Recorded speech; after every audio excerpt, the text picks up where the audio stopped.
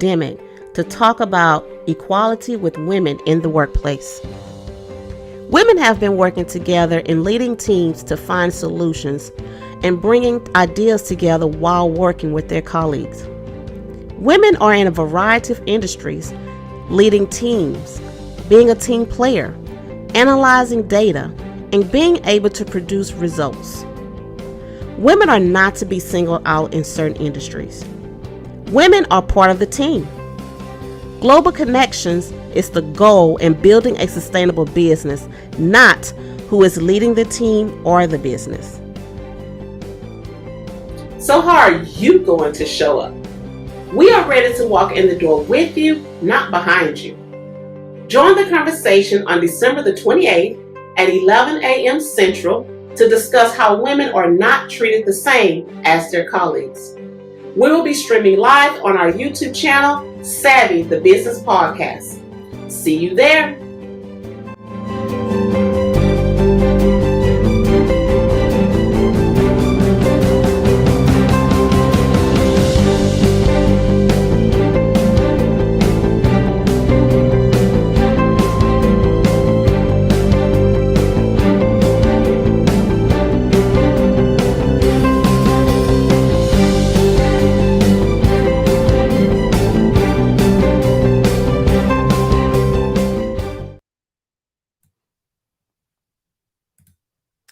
Hello, and welcome to Savvy the Business Podcast, the Decision Makers Panel Discussion.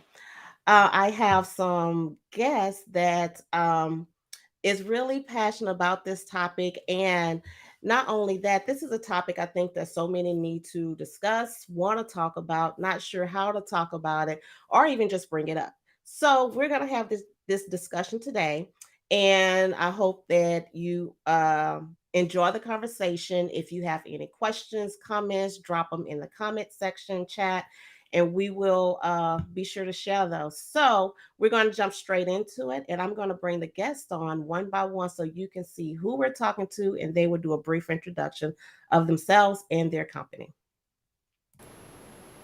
Hello, Cameron. Thanks for jumping on with us today. Hello, thank you for having me. For those who don't know me, I'm Cameron Marie Needham. I am owner of Needham Solutions. It's a full service marketing, design, promotions, and marketing technology company. And we are here in very cold Michigan. Thank you. Jeff Hedgie. Hey, thank you, Melissa. Cameron left warm Arizona to go to Michigan.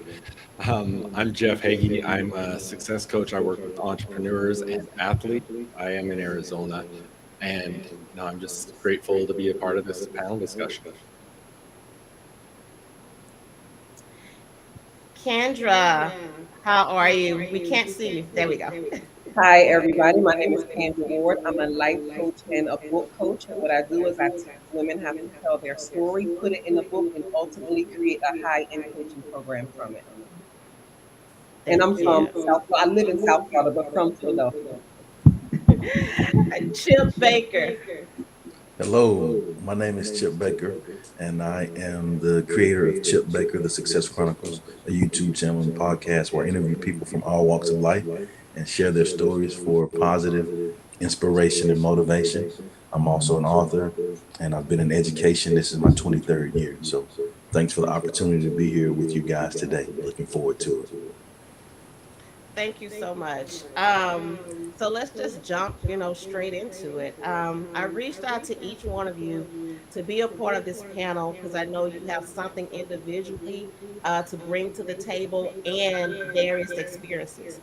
So right now we are, um, on this discussion to talk about those issues. And right now, with everything that's going on in the world, this is not a new conversation. It's just a huge spotlight on what's happening in the world today. So um, let's first start talking about what are your individual experiences on this topic and with everything that's going on in the world. Let's start with you, Kendra. Um, The topic of the C-suite woman. So I've been an entrepreneur predominantly my entire life. So I have not really dwelled in the corporate sector much of my career.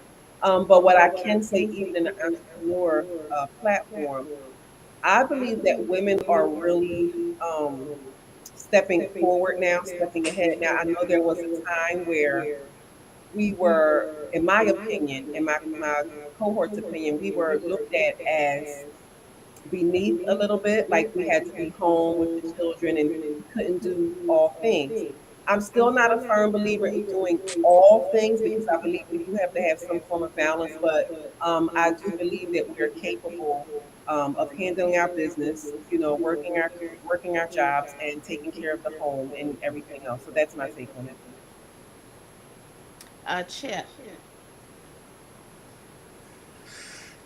Um, I, my take on it is very near and dear to my heart, and the reason why is I was raised with a single parent mother, and I'm a fourth generation educator. So my mother was an educator, and I was raised in the church as well. So my family's educators and church folk. That's with no S. So down south, when you say focus for real, like we be in church a lot, right? And all I know is I watched her give service and help others, and so I saw firsthand how she worked hard, gave service, was highly educated, and still did not get opportunities that she deserved based on her value. And so, as her kid, to see that, and that was near and dear to my heart, and it made me want to work hard and not do things to add extra stress to her because I saw how it affected her in her life. Jeff. Yeah, it's been interesting for me because throughout my entire career, I've had a opportunity to work with women in a lot of different aspects, from banking industry, where most of my staff was female, to, I mean, you look at Cameron and Melissa, you're in my mastermind group. How many men are in that? And a lot of the entrepreneurs that I work with are women entrepreneurs. And so I've had the opportunity to see some very powerful women do some amazing things. But then at the same time, see them get questioned or not get the opportunities that they deserve because they're women. And so there's definitely that stigma, and in a lot of instances, the unjust treatment because of that. Cameron. I mean, I definitely agree with Kendra that it's there was a time where it was unheard of. You had to be a stay-at-home mom, things like that. I have been in very male-dominated industries: construction, technology, NFL. But for me, my own personal experience, it's the type of woman that either makes or breaks. I mean, I have worked with some people who, I mean, half the men in the office were scared of her because she was just so powerful and was not going to take any BS from anybody. But then you have other ones who sit around the water cooler and, just complain and then wonder why they're not getting far. So I have had both worlds in the male dominated industry as well as female dominated industries as well. So I mean, it's more of the personality of that particular person than anything. Okay. All right. We have Michaeline Holder Marsh, which has jumped in and joining us as well. Michaeline, can you do a quick introduction?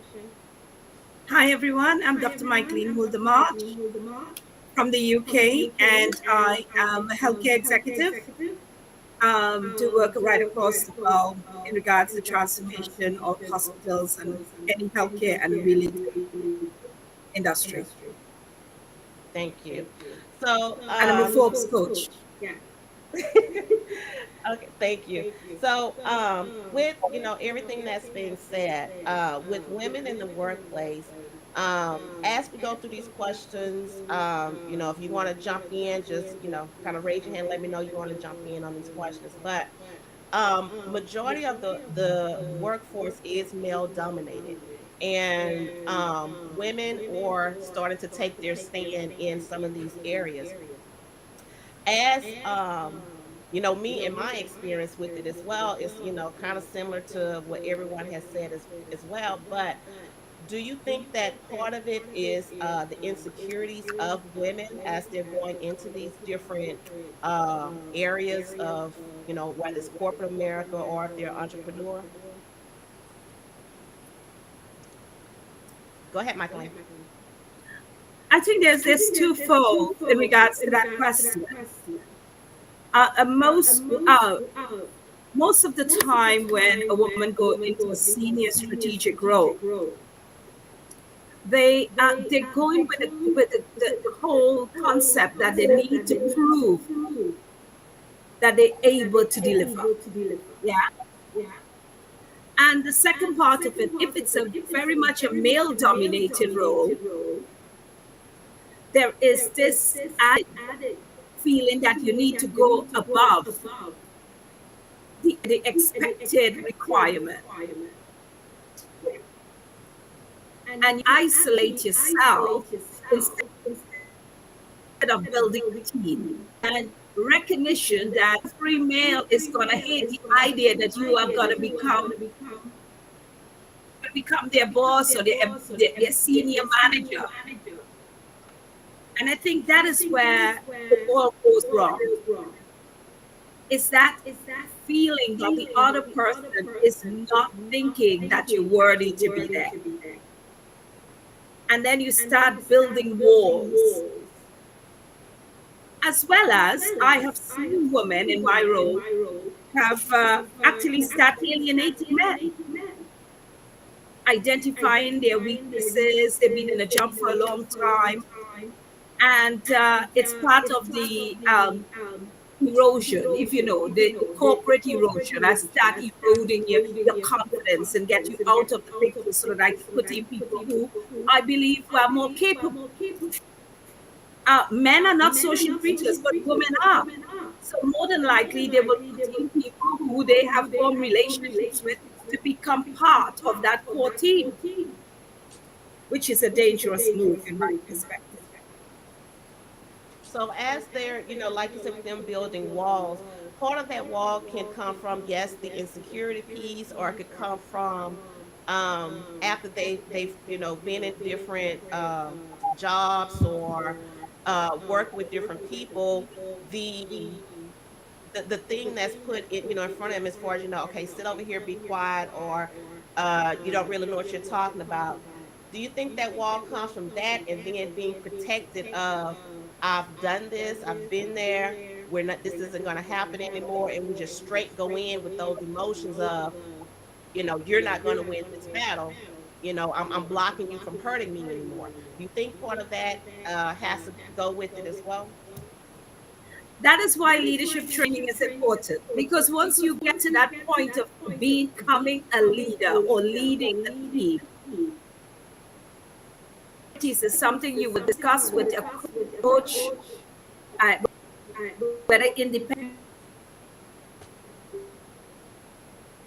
But that's not something for your workplace, because those insecurities that you have will actually not meet the performance and target of the corporation. Because once you get to that level, you should be having the 5 rules of actually delivering a corporate driven team that is working together, united behind the vision, the outcome, the targets.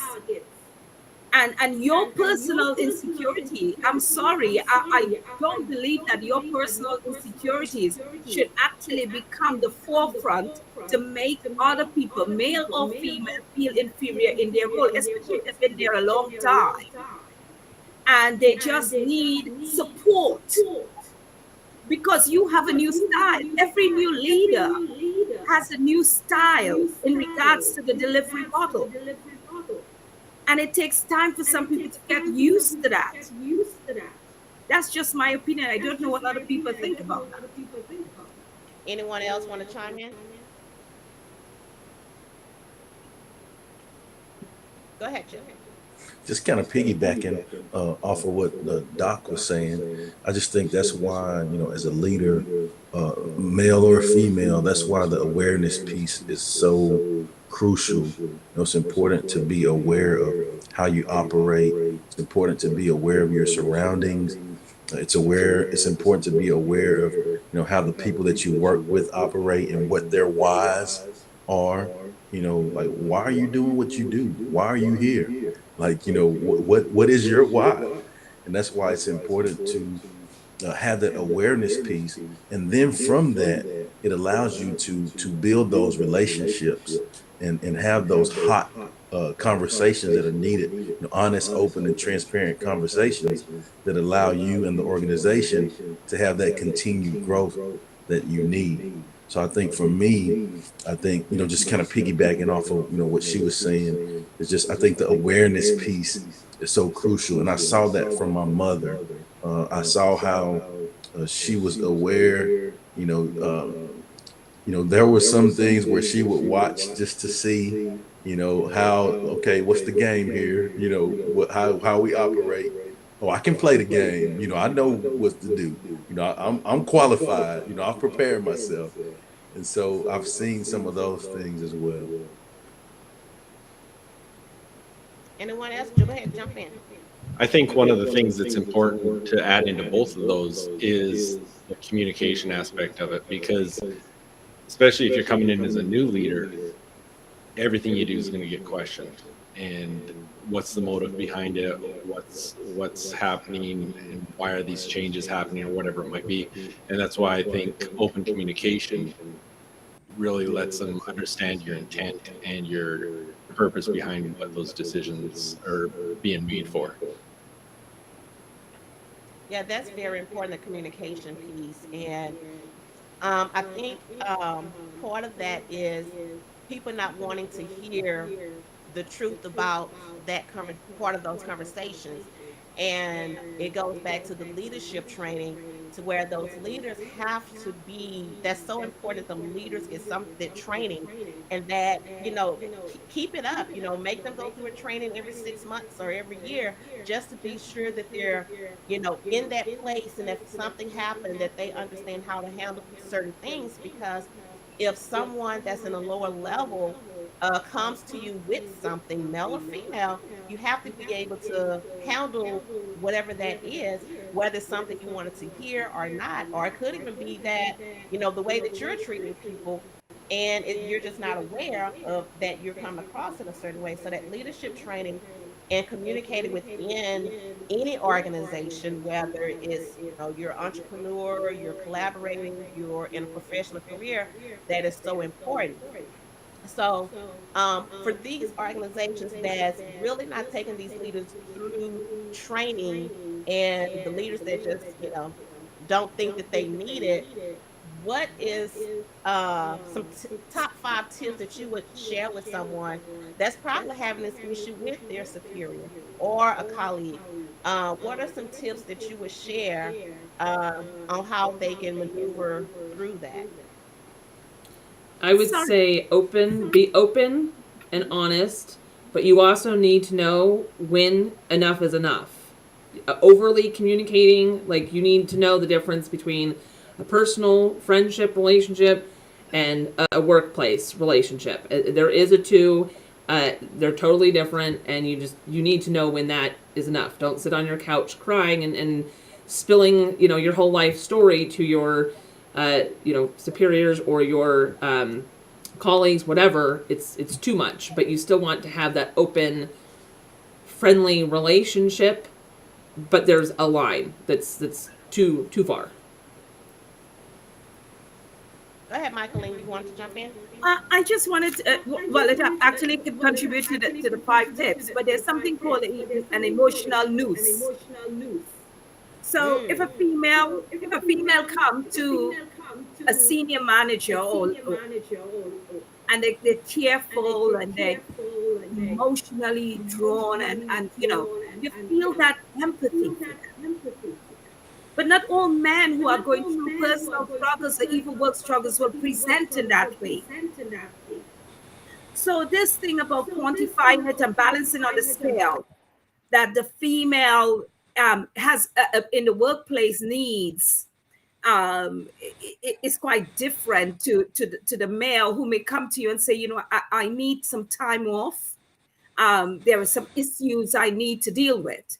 Whilst you may have a female who will come to you and go, I need some time off because I'm going through a personal difficult time, and start crying and going through the emotions and all of that. With one party, you say, no, you can't have time off. Or if you're going to have time off, take it all out of your special leave. And the other, you're like, okay, I understand. You can take that. Is an emotional noose that has to be cut by female managers and also by male managers and leaders to recognize and treat each person on an individual basis. Don't expect everyone to wear that emotional face, that emotional persona. And it means to say that you can quantify that male feel less in the context of their own personal issues that they are going through in the workplace. We have to be that the male in the workplace goes through so much financial, all sorts, stress, all sorts of issues coming to work, and also need that additional support because he's not going to come for it. As I talked before about the social aspect of us as females, we meet each other suddenly in a bar. We can be friends like we met each other for years. For men, it takes time to build that type of network and relationship. And even in the workplace, they talk, they chat, but they don't really share what's going on in their lives. So therefore, as managers and leaders, I implore you to please treat your male employees as if they are any other employee.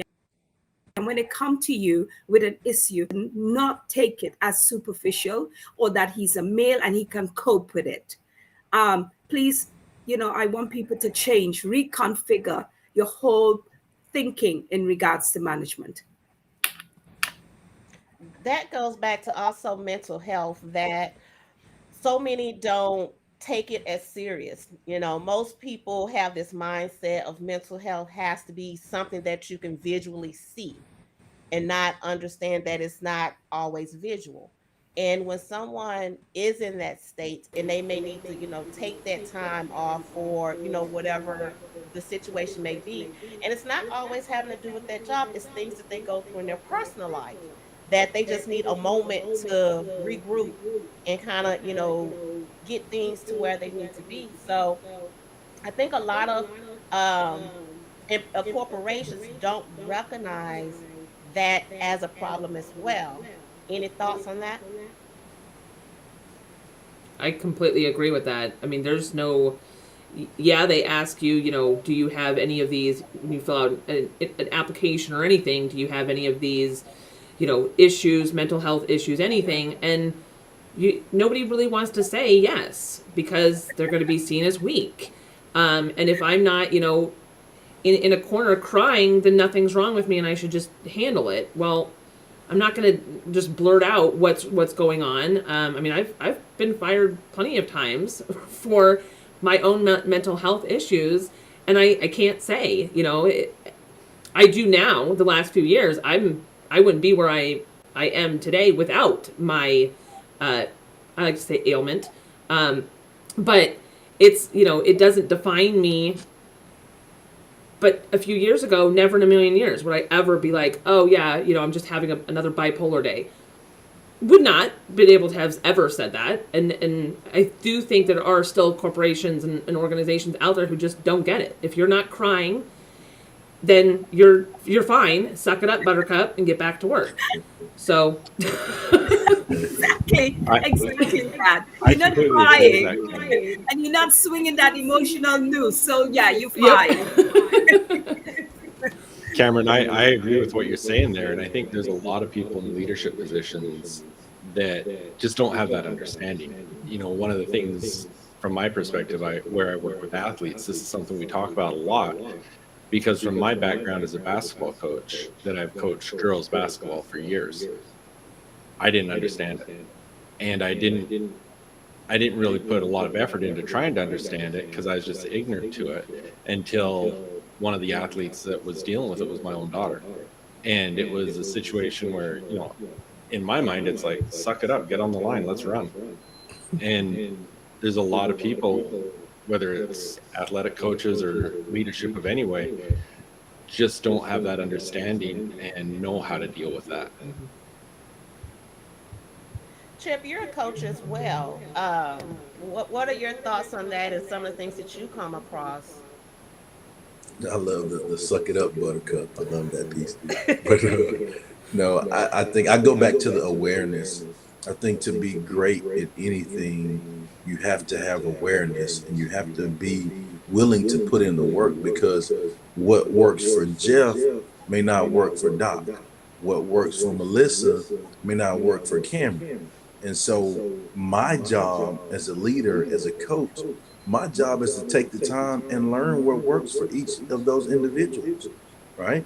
And when I do that as a leader, they see, not by what I say, but by my actions, that, hey, he's putting in the work to learn me and know me. Like, it means something to him that I'm here, right? And in turn, I will receive that same effort from them because I put that effort in for them. And it goes back to the awareness piece. And so, like, I rock with effort all day. And so if you're giving effort, I don't care who you are, let's go to work, right? And I think for me, that's the component that is super important. And it's a continual. The beauty of that is it's continuous growth, right? Like I'm up for the challenge for continuous growth each day, because I know on the other side of that, I will be better. And I will be better to serve and help the people that I serve and help, because I'm working hard to be the best version of myself. Wow. Kendra, any thoughts? Yeah, I was going to say a lot of times people are suffering with trauma, and it may not necessarily, some people may categorize it as mental health, but it may not necessarily be an actual diagnosed issue. But a lot of people are dealing with trauma, and it may not be something that's long lasting, but it could be for that specific season. And they're judged for how they may be behaving, and they're trying to hold it in, and the suck it up buttercup thing. And sometimes, you can stress yourself out so much because you're trying to get healed from this trauma, and you're trying to perform on your job or as an entrepreneur, wherever you are, and it takes a toll on you. And then it turns to looking like it's a mental health issue, and now there's a problem with you. When there's a difference between empathy and what's the other word I'm looking for? I'm sorry. Empathy and my brain just freeze. But some people don't have the compassion. It's like, just get to it. And they don't take the time to say, well, and I'm not saying you have to baby them, because we're all adults, and you have to get to your job. But you have to have some emotional intelligence. You have to understand that people do go through things. And I'm not saying I'm going to baby you and give you a popsicle and a lollipop. But at the same token, we're all human and we go through things. So just take the time out to pull me aside and have some understanding. Is this something that we can fix immediately, or is this something that you may need to get some counseling for? You know what I mean? And that will help better performance with your workers. I think too, Kendra, on that, man, I love your response on that, because I'm all about that, and that's how I strive to live. But I think, we all have scars, and a lot of the scars that we have can't be seen, and so just like you said, like, it's not hey, be passive. No, the expectation is to bring it every day. Like, that's the expectation, period, right? But also, in order for us to bring it, we have to have that emotional intelligence. I have to know that, hierarchy of needs. Like, you see, I have I eaten?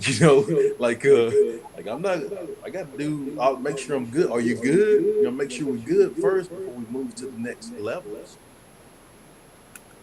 Yeah. Go ahead. There's just one part of that is missing, is that corporations need to put in the right policies in their HR department. because not in depending on the leadership role, it'd be very difficult for you to know each and every person, personal and also professional issues. So I always say when you go into that role, the first meeting should be with your HR director to know the type of policies that are in place to protect not only the business, but to protect and make the employees feel safe, feel that they have some sort of coaching, mentoring, training, and development program.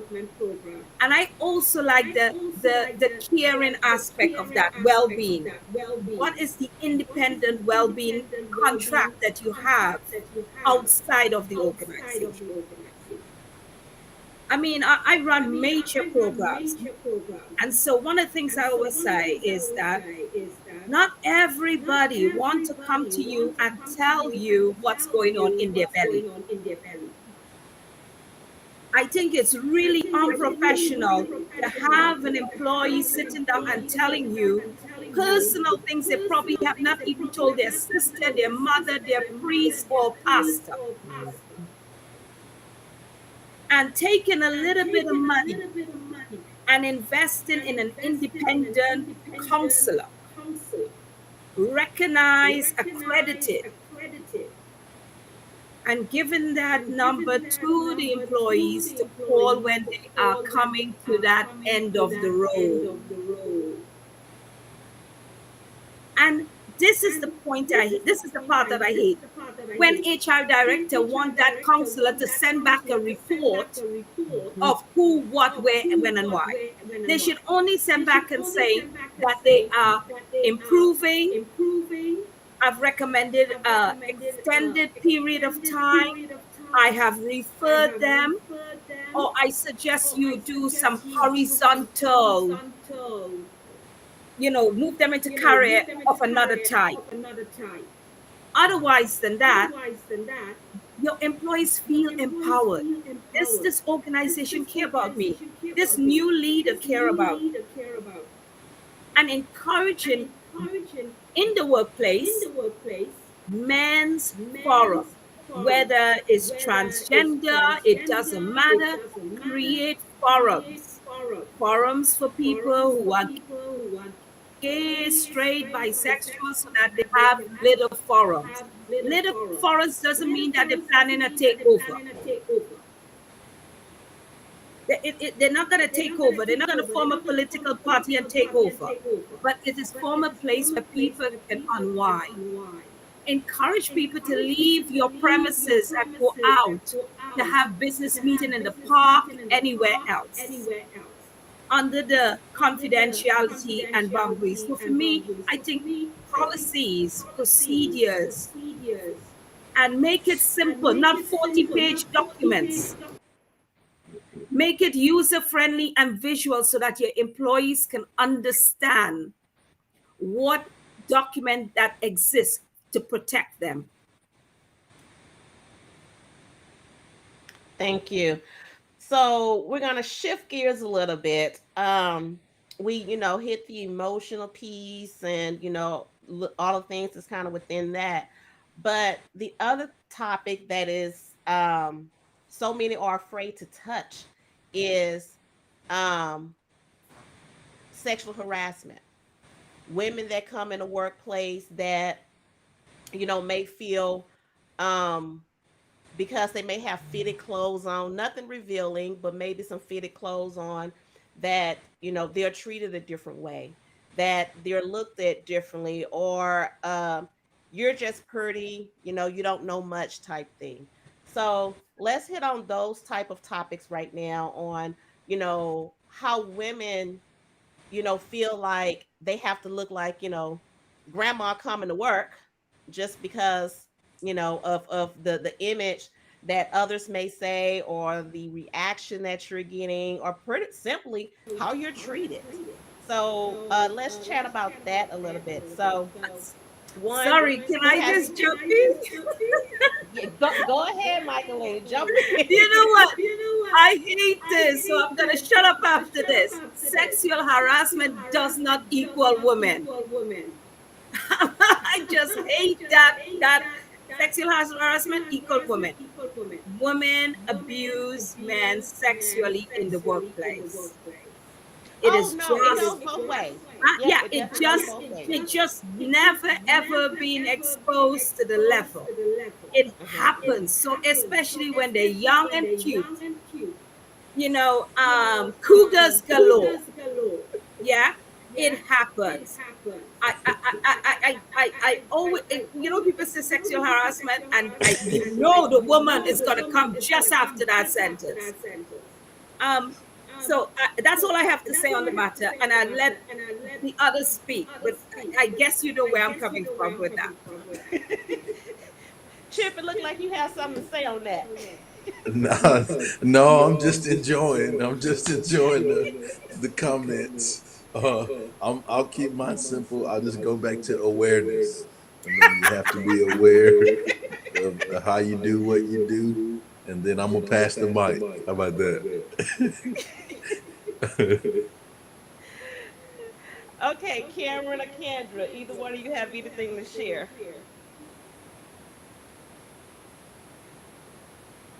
Yeah, Oh, okay. go ahead. I'll go No, after go you. ahead. You. No, I'll go Go after you. ahead. Go ahead. Cameron? Okay. Okay. I agree with Chip. Awareness. I mean, there is I don't think anybody expects you to always show up like grandma for your job, but there is a level of just common sense. I mean, yes, you can wear tight Yes. clothing. You can have, Yeah. boots, whatever, that may be perceived as a little bit more on the sexier side. It's the difference between wearing that and making sure that you are, bending it over in a certain way in front of somebody to get yourself that promotion. Or it's just awareness. I mean, just common sense and awareness. There's a huge difference there between just wearing something nice that looks good because it makes you feel good, and the girl who's using it on purpose in order to get the promotion, not working. She'd rather just flaunt what she has in order to get it, and then scream, "Well, I'm not being treated the same as my peer." There's a huge difference between those two types of women. Yeah, I was going to say we're all grown adults and we know what we're doing. You know what you're doing when you leave the house. You've looked in the mirror before you left the house. You know what gets attention. You know what doesn't get attention. So it's no in between. It's black or white. It's hot or cold. You know what's going to grab someone's eye. You know what comments you're going to get. It actually makes you feel good, so you want more of it. It's like an adrenaline rush. And you know that it can probably get you to a higher. You know what I mean? And yes, we're not in denial. We know that beauty works. We understand that even with social media, beautiful women, handsome men, we know that a lot of times they do get the forefront. It's just a natural thing within us that our eyes gravitate to beauty first. But you have to know how to balance that. Like you said, you know, as long as it makes you feel good and your motives aren't, distraught, your motives, aren't evil, then, you're good. But if you know that you're doing this on purpose, then you have to check yourself and see what kind of low self esteem is within you that you cannot be yourself to get what you need. So, Okay, well said. That was quick and short on that one. But now with equality, I think the realization that a lot of women use, they want to look at, because it's in the spotlight right now, they want to throw that up all the time, and have their poster boards waving that sign. But the reality is, if you don't have the skills, the experience for that particular position, then you can't go back and try to use equality of not being fair, because regardless of who you are, man or woman, they're hiring you for your experience, for your skills, to do a job. And if you don't have that, that has absolutely nothing to do with the equality in the workplace. So, for the ones that do have the skills and experience, and we're running into that barrier of equality, let's jump on that on women dealing with that and your experience with having that in the workplace. I I'll jump in. I mean, for me, I mean, if you're constantly, you know, berating around equality, equality, equality, then stop making sure that everybody knows that you're a woman.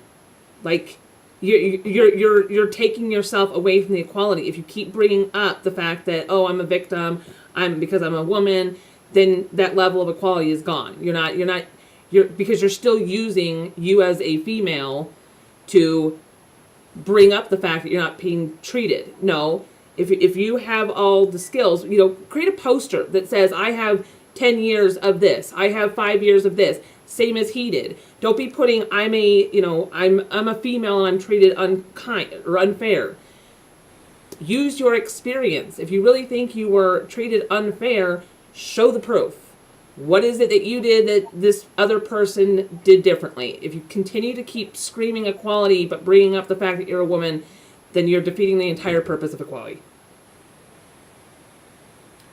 Jeff, you've worked with you've had staffs of women. How often have you experienced those type of mindsets with your staff? It's I would like to say that I haven't seen it, but I have. I've seen women that have had just as good or better qualifications, but because they're a woman, they don't get the opportunity. And I'm with Cameron. It's let's see what you can do. The proofs in the pudding. Get out there and do your thing. But that doesn't take away from the fact that sometimes it still happens. And so I think there is that unfairness there, but the solution to it, I don't know, but it is the fact that when they get the opportunity and they can show what they're doing and what they're capable of, that's the end story in my mind. I've got a client right now that is in a very male-dominated industry, and it's been really cool to watch over the last couple of years as she's kind of risen within the industry as a leader, and as someone that does something different, as someone that's kind of on the leading edge of what she does, and she's making a change. And she's changing a lot of things within the industry. It's not the old boys club as much anymore. But that's not to say that it's not out there. So do I know the exact answer how to overcome it? Absolutely not. But I think with staff or clients that I've worked with, it's when they've been able to say, I don't care what you think. Here's what I'm capable of. Here's what I can do. They can prove themselves. And that's when you can see, oh, actually, yeah, even in my own example, I didn't look at it this way, but when I started one of my companies, like a lot of entrepreneurs, I did everything myself. I didn't want to hand off jobs, but I got to the point where I had to do some delegation, and I didn't want to because I knew no one else could do as good of a job as I did. But when I got to the point where I had to, the lady that worked for me that I handed it off to, she didn't do as good of a job than me. She did probably 10 times better. And so it's just given those opportunities to prove themselves. Go ahead, Chip. So I love the answers of Cameron and Jeff. I like those. I agree with them as well. I'm just speaking from the perspective of seeing my mother. I may just be biased because it was my mother, but I thought that she was well qualified. For any opportunity, like anything that anybody else can do, I know without a shadow of a doubt that lady can do it 10 times better in her sleep. And so for me, I saw that by how she operated on a daily basis, and it wasn't like she never went around and said, "Well, I can do this." Son, you see how these people are it was none of that. It was just do the work, just do my business, you go to work and grind and take care of business. And so with ladies or people that's in those situations, because you can apply that to any situation, right? Minority, lady, You still have to realize that you do have value, right? Like you have lots of value. And sometimes you may just need to put yourself in a different environment so that, those people see how valuable you are. And that's what my mother did. She applied for principal positions in the district where we grew up, was never given the opportunity, but she had master's degree. She had, leadership certificates. She had all the stuff that she needed to have. And so she ended up getting a job in a different district as a district administrator, which was way higher than what she was striving for in our district. And so then now they saw, well, yeah, I see she's qualified. So sometimes you may just have to put yourself in a different environment. You have that choice. Realize that you have the choice to put yourself in a situation to make yourself happy. Like if it's a situation that you're not happy with, hey, you have value. Somebody else will value what you do. Anyone else want to jump in? Okay. Well, Jeff, you do a lot. Most of your coaching sessions is surrounding around mindset. So I would like for you to share something on mindset and how to shift that mentality, especially if you've already built up a wall. One of the things that I see a lot is people dealing with their own limiting beliefs of things they've dealt with, and especially women that I work with. One specifically I can think of is she's running a very successful company, but she's got some limiting beliefs that stem back from things her father and her brother have told her why she's going to fail as an entrepreneur. And a lot of that is, one of the things I like to do with clients is we're always setting goals, but how often do you really take a look at previous goals and realize that, what I'm living today is a goal I had a year ago. We usually, as we continue to work on things, we hit milestones, we set new goals, and we just keep pushing forward, but we don't take the time to look back and say, you know what, this thing that's just normal to me today was a dream a while ago, and I've achieved that. And look what I'm capable of doing. And I think showing some of the gratitude towards what you have done and the successes you've had help you to build up that confidence, help you to overcome those limiting beliefs and create a mindset that allows you to have more of a self-belief and more of a positive mindset.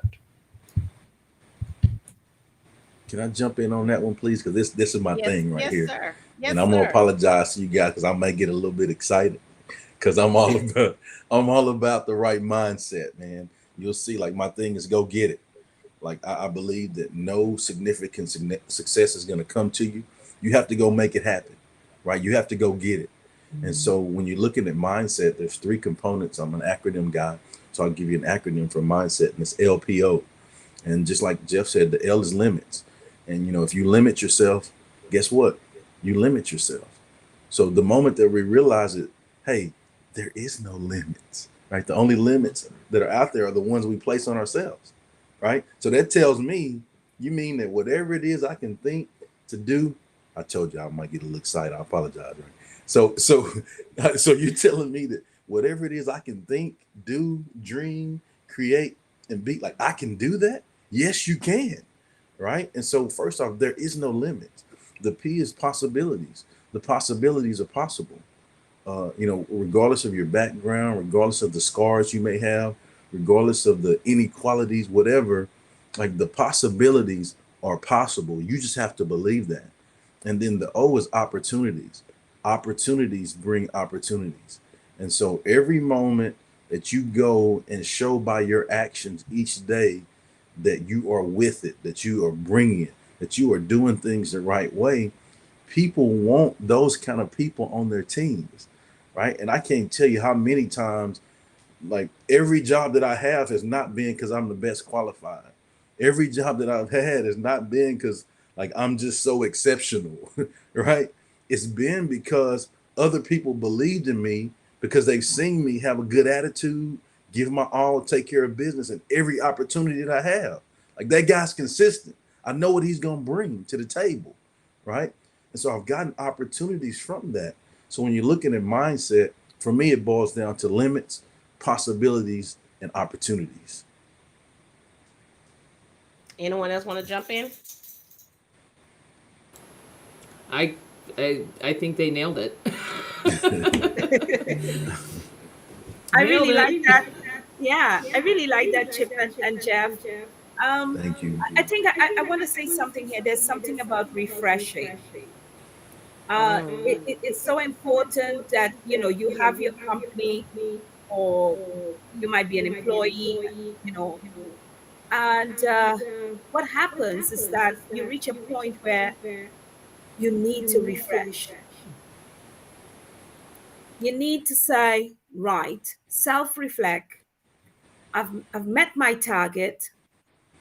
What do I do next? And I'll be honest with you, it is the most difficult thing to open your beautiful box and say, hey, I want you to come in with a fresh eye and tell me what you see in this box. Yeah. And Melissa can tell you, I've already booked and paid for two of us to have a session. I don't know if I'll be able to take it. I might be very annoyed if she come up with something that is not savvy for me, or do you think I need to cut something? But it is important because you can think, okay, I'm doing this, I'm doing it really well, but you need to have that refreshment. I tell people all the time, you have to refresh. Just get someone who you think is capable, competent, and experienced, who understand. They don't have to understand whole, because I'm in healthcare. Melissa is not. But her experience, I want to take that into another part as I going to carry my company now to a more international clientele. I'm doing Japan, I'm doing Saudi Arabia, Rwanda.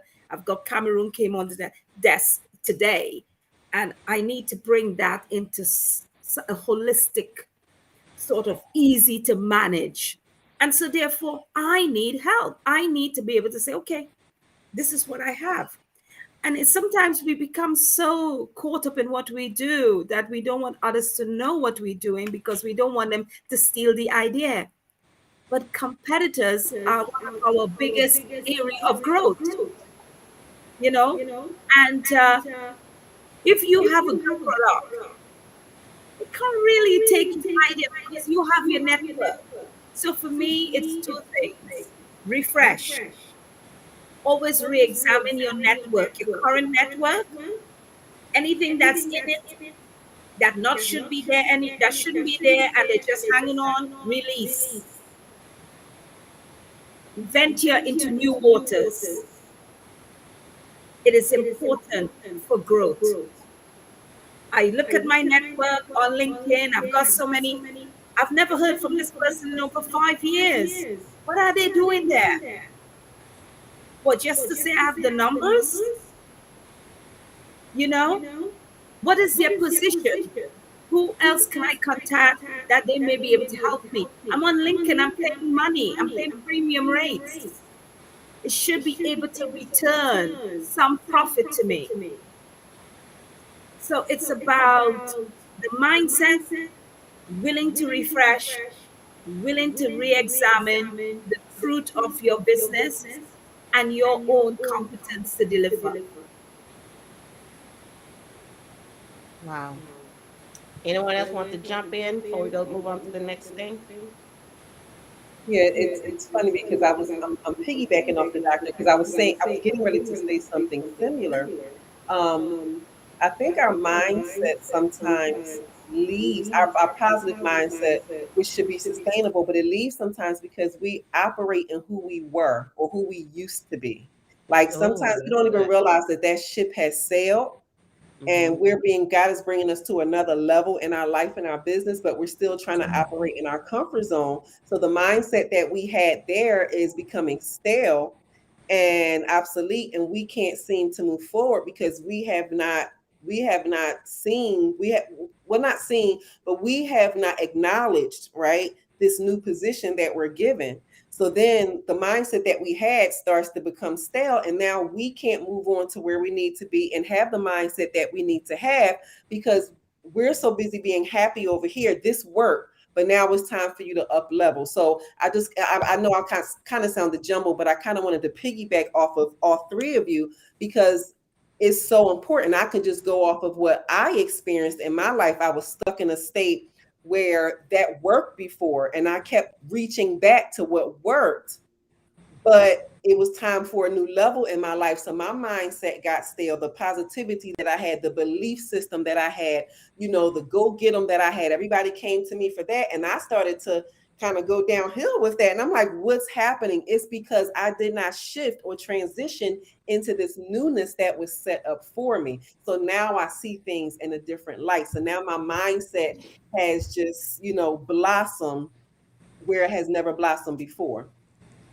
That's a really good point, because I work with a lot of people that I use an assessment to help identify some different mindsets. And, someone with a closed mindset, they don't know that because they feel like they've got an open mindset. And until they can work with someone and say, oh, this is where I am on the spectrum, they don't know any different. And so they can't change it. And Kendra too, when you've lived a life, will you grow through that experience, not go through, will you grow through that experience like you talked about, you understand that it's important to always put yourself in a situation to where you're comfortable with being uncomfortable. Yes. Yep. Come on. Right? And so like it puts you in a situation to where you feel that, oh, I'm stagnant, or like in weight training. Like if I'm weight training every day and I'm not sore, I'm not getting better. Right? And so in our day-to-day life, like it has to be some challenge. It has to be some, ooh, this was difficult, because on the other side of that challenge, on the other side of that difficult is my maximum growth. Yeah. So, hey, come on, let's go. Come on, challenges. Let's go. Where you at? I'm gonna hit you in the mouth. Challenge, come on. Well, and that's a good, I really liked what you said, because just to kind of go back to what I was saying about like me being bipolar, and I wouldn't be where I am today if I didn't accept it. I would have been living in a stale world of suck it up, buttercup, no matter what. And now, and you can ask Melissa and Jeff, I intentionally find a wrench to throw into the mix just to mess everything up so that I stay fresh and I stay out of the staleness, and I embrace my mental health issue. And it's brought me to the success I have now. So it's just a constant uncomfortable, but it helps you grow. Absolutely.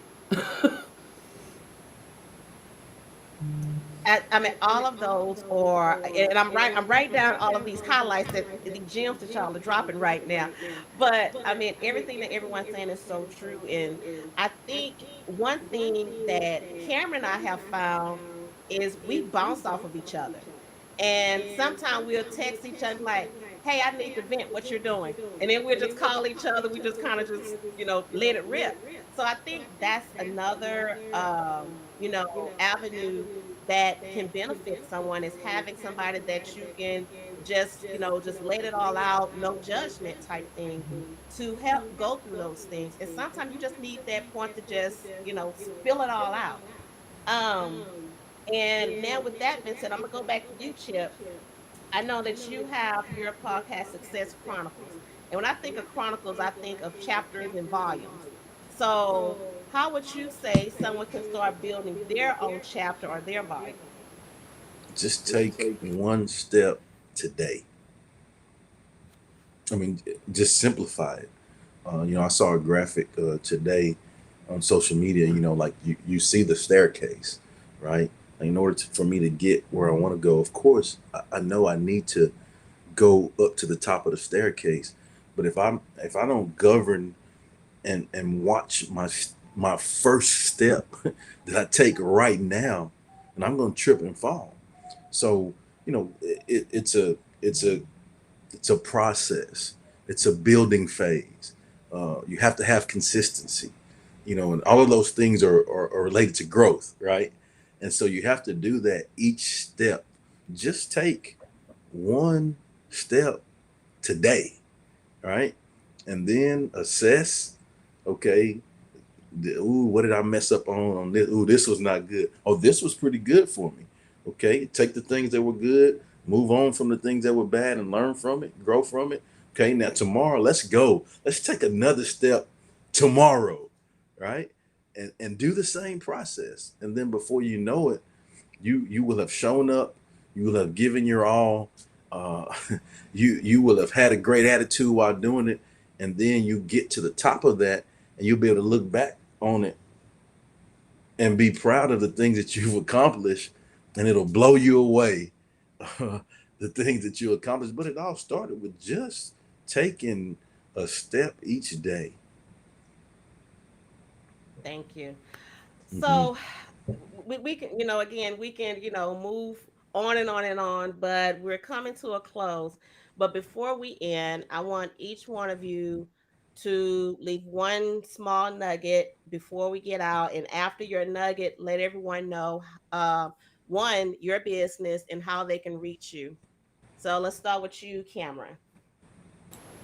A nugget, as in like what? Just anything? Like what kind of nugget do you want me to leave A people? nugget in the sense of, if you are in this position, here are some things, that you could look forward to. Here are some things that you can, stop looking at as Kendra said, stop operating in a stale mindset.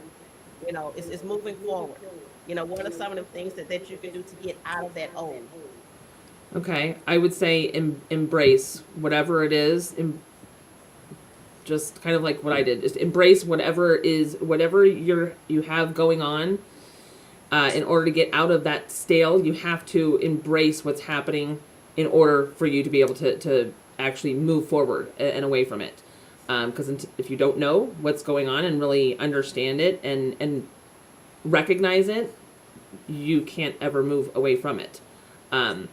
So that would be my little nugget. Again, I'm Cameron Needham. I'm owner of Needham Solutions. We are a full service marketing, design, promotions, and marketing technology company.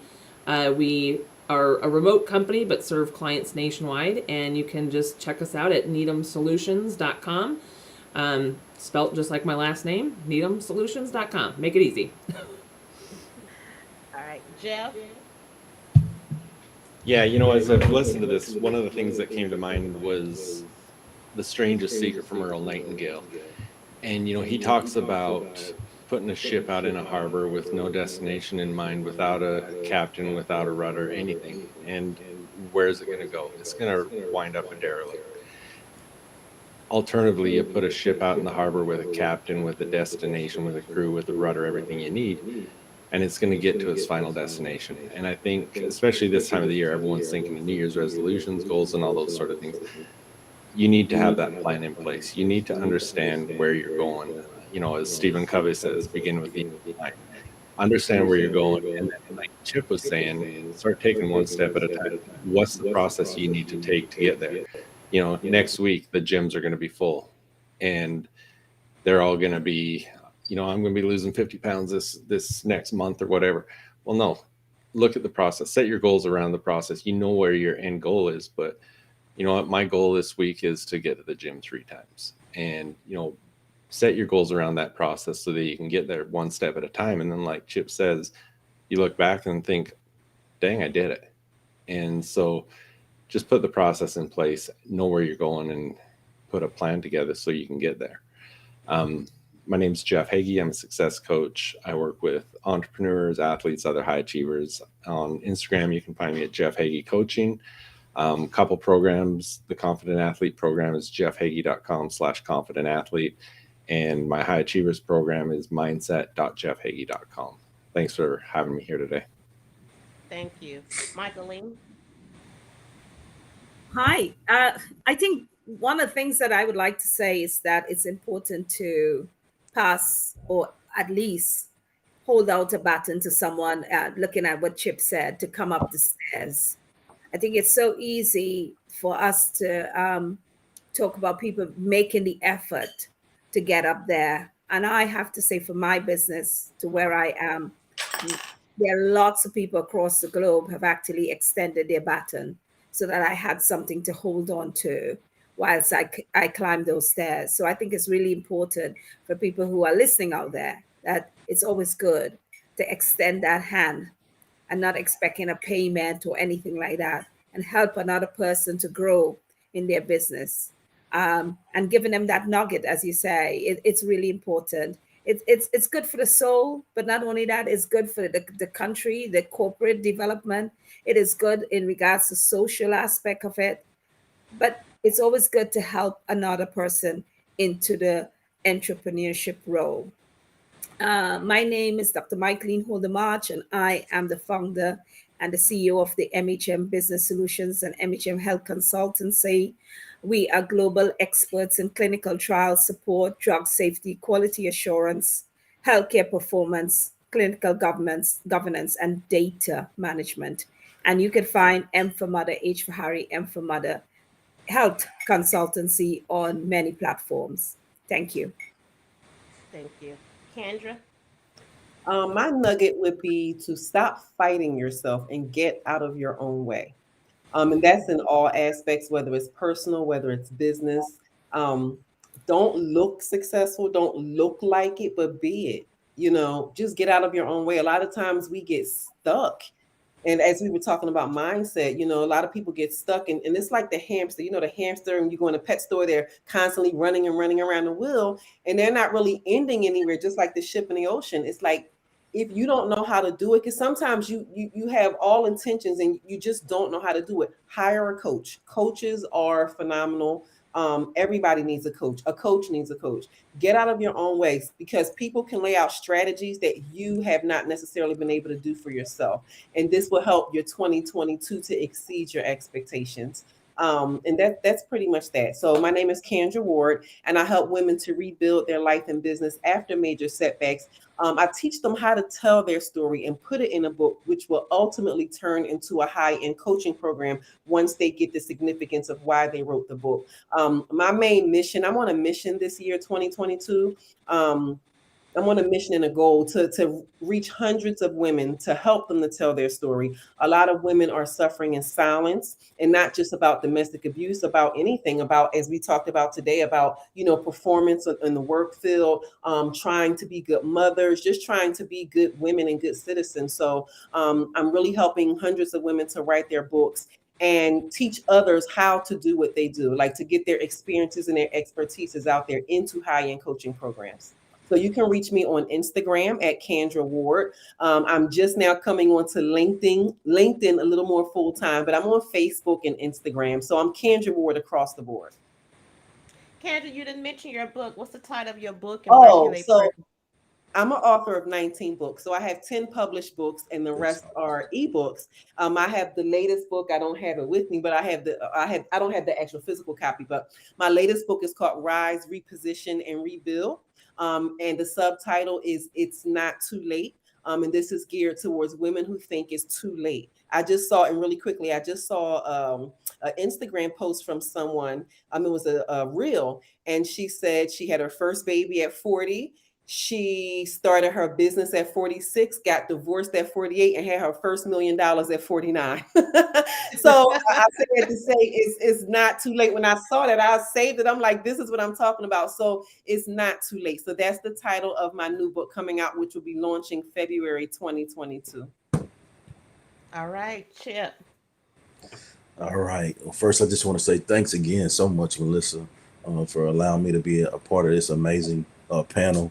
I feel like I've learned so much today and gotten better. So thank you guys for that. What I would like to leave the audience with, the nugget, is take the proper action. Whatever it is you're striving to have growth in, have the awareness and take the proper action to get where you want to get. And so I have to give you an acronym for that. And I call it the SHG principle. And this is like, I'm not just saying, hey guys, try this. No, this is what I do in my life on a day-to-day basis to hold myself accountable, to make sure I'm taking the proper actions each day. And the S is show up. So whatever situation you're in, if you tell someone you're going to do something, you show up, be on point, be early, be ready to go. All right. The H is have a great attitude. And for me, gratitude is the attitude that determines our altitude. Hold on, I'm gonna give you that one again. Hold on. Gratitude is the attitude that determines our altitude, and it's important for us to be grateful for what we do have and know and work with what we do have, which will allow us to do bigger and better things. And then the G is give your all. Whatever percentage in the tank you have to give today in this moment, give that, because what that'll allow you to do is, like we talked about earlier, is take those steps, to stack your effort, to stack your steps. And eventually, when you show up, have a great attitude, and give your all today, that makes for a great day for you, right? You reflect, do the same thing tomorrow, and makes for another great day. And you continue to stack those days, a great week, a great month, great years in your life.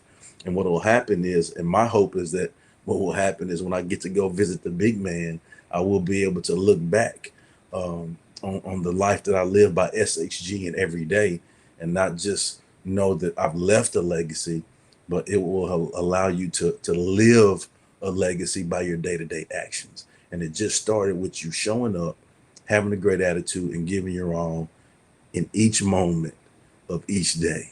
And that's how you do that. And so for me, again, I'm Chip Baker, The Success Chronicles. All of my social media is at Chip Baker TSC, as in The Success Chronicles, except for Twitter, and that's Chip Baker 19. So again, I just want to say thanks so much for the opportunity. Had a blast. Go get it. Now we got to shout out your book as well, your recently released book. Yes. So my most recent book is The Impact of Influence. This is my 7th book, and it's a compilation book of, just men from all walks of life sharing their stories about something or someone that has impacted them in their life, the lessons that they've learned, and then how they're using those lessons to make a positive impact on our world. And so that's The Impact of Influence, Volume 2. Thank you so much. Thank you, everyone, for jumping on this panel, sharing throughout this panel discussion. Thank you so much. And thank you for jumping on and watching.